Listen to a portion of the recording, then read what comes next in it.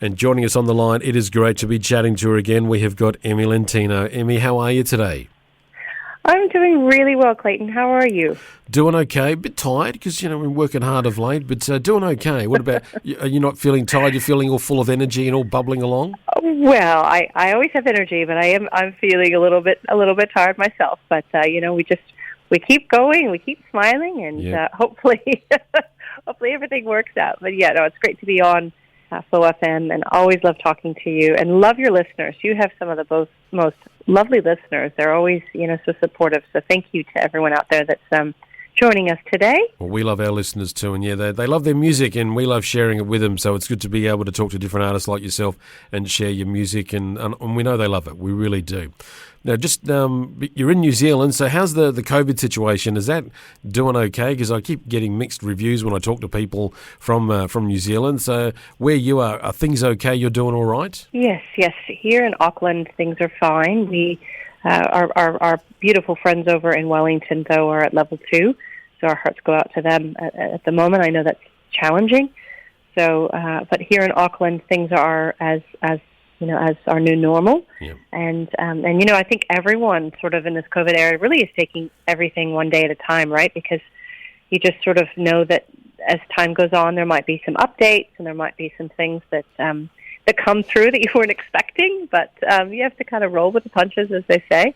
But we're really fortunate to be able to, at least go out into, restaurants and hear live music and see there's tons of theater productions again, which is just so awesome. So really feel fortunate. And how are you guys in South Australia? How has it been for you? We're doing okay. We're doing okay. We're doing what we're told, basically, because that's what we're like over here.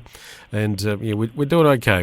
There's been the odd little thing, but generally we're on top of it as far as just people paying attention to what they need to do and trying to keep on top of the outbreaks and all that. That's the main thing that we're trying to do right across the country. There are those that slip through the cracks that make it a bit difficult, but we're getting through it, and it just gets a bit frustrating at times because the message seems to be a bit diluted with what you should and shouldn't do and which jab you should have and all that. I guess the politics of it all in a nutshell become very frustrating for most of us. And I think that's a common thing around the globe. I don't think it's just unique to where we are. It just feels it at times, but I think it's fairly much wherever you are.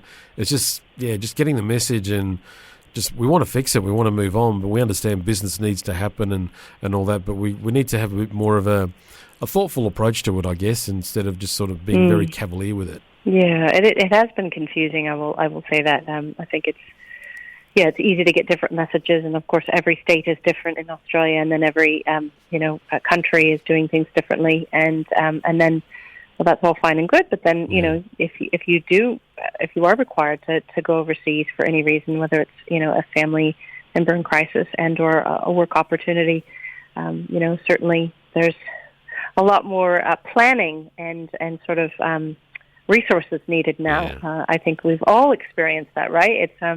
It's not as simple as just packing a bag and getting out your passport and and tra la la. It's now it's all these different elements that the good old days. Yes, the good old days. Yes, where you just travel wherever you want when you want. Not these days. Yeah.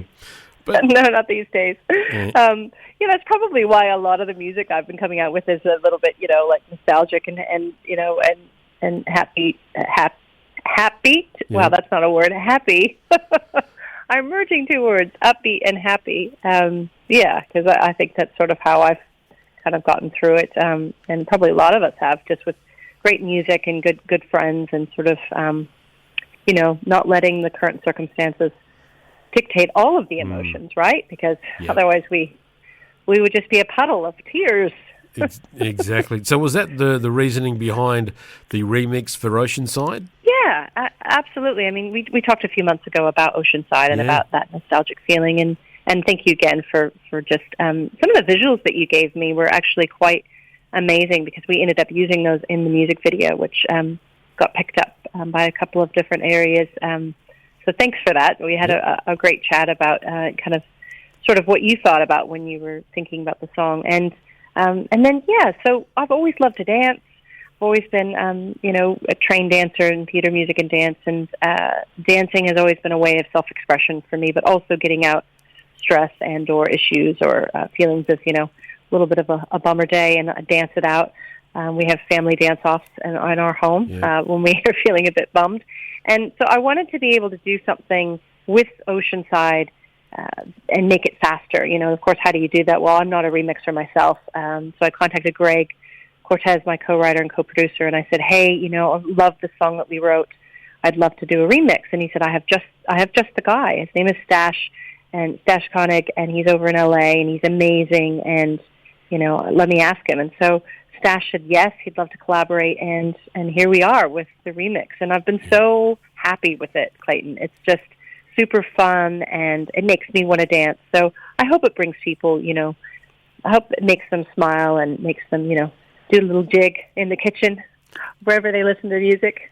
Well, if you can get someone with two left feet to get off their chair and start moving around and pretending to dance, then I think you've accomplished something. So there you go. Yeah, exactly. Or if you're sitting down, you can do a few little shaky shakes with your shoulders. So yeah, I'm a good chair dancer. I tell you that. Yeah, there's wheels moving, and I'm a good chair dancer, as everyone here knows. But I think that's a definitive skill one should have, really, to be a chair dancer, because you never know when it's going to come in handy. Yeah. Now, I feel like you're giving me another music video idea. Well, one thing I want to ask you, when you're writing your song, when you mentioned about dance, I spoke to another artist recently who comes from a dancing background, and I asked her this question, and I'll ask it as well to you, was that when you're writing, you're crafting your song, are you thinking about the movement of it? Does that impact how you write and structure the song? That's a great question. I think certain songs, I really believe that fluidity is there in the early stages of the song. The melody in particular, I think, feels like a dance. But and other times not as much. So I think it does depend on the story and or the kind of the mood that I'm in as a songwriter. But I think for me, dance and theater and all that stuff is kind of, because it was my early influences. Yeah. It probably does have a lot to do with how I write music. Because that's a great question, though. It'd be interesting to think more about that. And after I hang up with you, I probably will come up with a much better answer. Well, it also was from a conversation I had with another artist who his hobby was painting. And I said to him, well, when you're writing your songs, are you thinking about the visual side of how it's going to be presented? And he said, yeah, it was. That was an impact to him. And so it just sort of led me to think with dances, are you thinking about the movement? Are you thinking about, you want this to be a short little shuffle, or you want it to be a nice sort of flowing sort of stretch out? I'm trying to stretch as we're doing this and dancing rather awkwardly, but it just made me think, because it just, I guess that's how I would think about it. Well, I think that the remix too has kind of opened my eyes to, wanting to get some, getting a dance troupe involved. Yeah. I used to teach kids in a dance troupe here in our local area, and they were called the Dancing Divas, and they were kind of competitive dancers in our small farming town. And and I was thinking about how, I wish that they were still around, that all of them have gone off to university. But I thought, well, how neat would it be to just like have a troupe dancing to this song? So, hey, folks, this is a talent call. If you're tuning into Flow FM and you think you've got the chops to dance in this next music video, please contact me. Why not, indeed? Yeah. I can chair dance. I'm happy to do a chair dance for you. So there you go. You're in the first edit. That sounds great. I'll just the first edit. That doesn't mean I'll make the next one, though. Yeah. No. The first. Sorry, the first. The first edit of our talents. We have to evaluate the chair dancing now, Clayton. Yeah, that's true. I'll have to make sure that the wheels are nicely greased so we can move them. And how did we get onto chair dancing? It's really, I don't know, but we this is kind of what we do, right? We just start chatting about stuff. But Also, what new songs are you working on? What's coming up for you? So I've just released Peter Pan. So that was right before the remix, and that was a very heartfelt song that I actually wrote for Tony Lentino, who passed away 5 years ago. So that's hi, Tony. We got married in 2011, and unfortunately he passed away from cancer. We've talked about it before, but I wanted to do something special for the 5-year anniversary of his passing. So I released a song that I actually had written for him years ago, and now it's out in the world, and I wanted to do something special to honor his memory, but also help others. And so basically, all of the proceeds go to Hands of Grace, Ray of Light charity programs for the CD that's on my website. So it's called Light in the Darkness, and Peter Pan is on that. So that's something that's been really special that I've been doing as well. And writing, I've been doing tons of writing. I've got brand new songs and an album coming out in 2022. And so the future's bright. Just love connecting with people, and I really appreciate being on the show, but also, all the listeners that have reached out, that have listened to our interviews in the past. I really appreciate that, they've taken time to say hello and tell me a funny story about, something that we talked about that reminded them of their lives. So, yeah, it's cool. Well, that's what music can do. It can remind you of things. It can take you to a specific time and a specific moment. And I guess for you with your song Peter Pan, it was kind of a bit of therapy for you as well, I would guess. Oh, 100%. 100%. I think I probably wasn't expecting the emotions that I had. It was actually quite hard, and I've had to do some live performances of that song, and I've nearly lost it. But it certainly has been therapy for me, and I feel like things come for me. The number 5 is significant, and so coming up, on this 5-year anniversary, I think for me it was a breakthrough as well, emotionally, which is painful, but really good, because I think it gives me, even more empathy for others that are, going through hard times. Emmy, how hard is it to sing a song like that? Because you've got to go to a certain place to do it.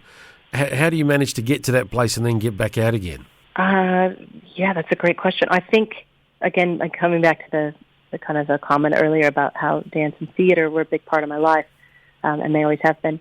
When I portray a character, I get into that mindset, and that's the story that I'm telling. And so for me, obviously, it's not a character, it's me.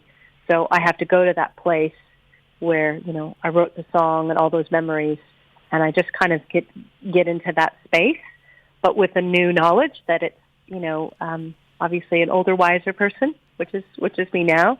And so I feel like I can portray the story with those emotions, but also be more of a narrator rather than actually being the person going through it, if that makes sense. Yeah. Otherwise, I would just be bawling the whole time.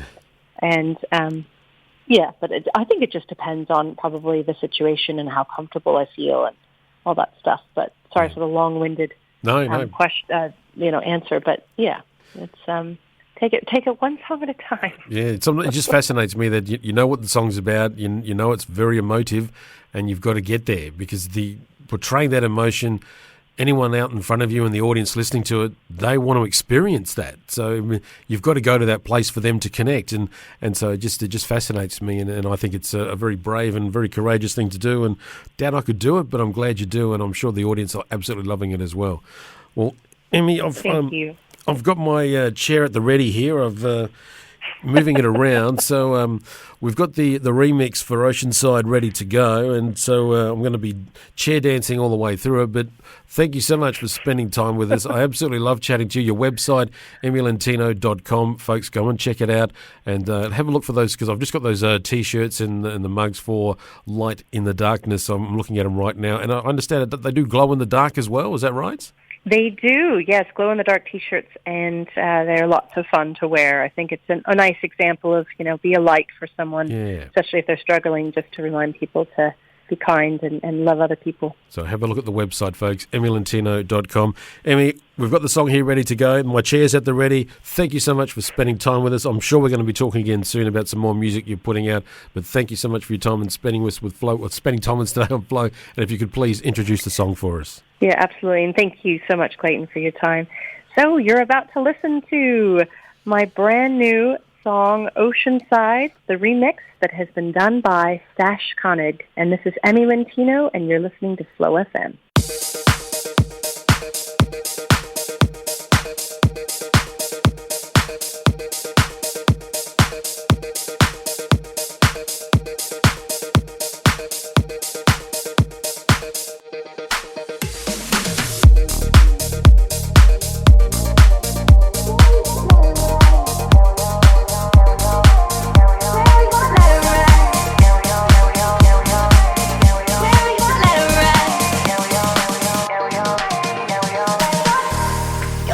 keeps waking me up. You could say I've been pushing my luck, kinda feeling not enough, trying to keep it all together.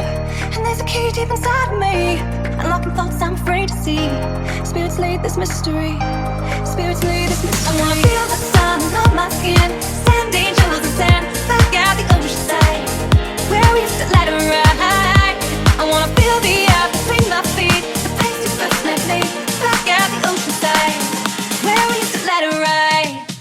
I wanna feel the sun on my skin, sand angels and sand back at the ocean side, where we used to let it ride. I wanna feel the air between my feet, the place you first met me, back at the ocean side, where we used to let it ride, where we used to let it ride.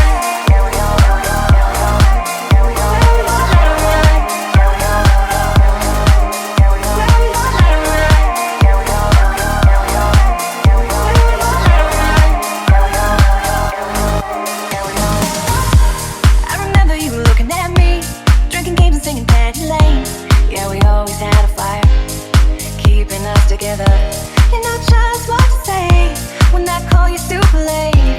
Yeah, those were warmer days. Those were warmer days. I wanna feel the sun on my skin, sand angels and sand back at the ocean side, where we used to let it ride. I wanna feel the air between my feet, the place you first met me, back at the ocean side, where we used to let it ride.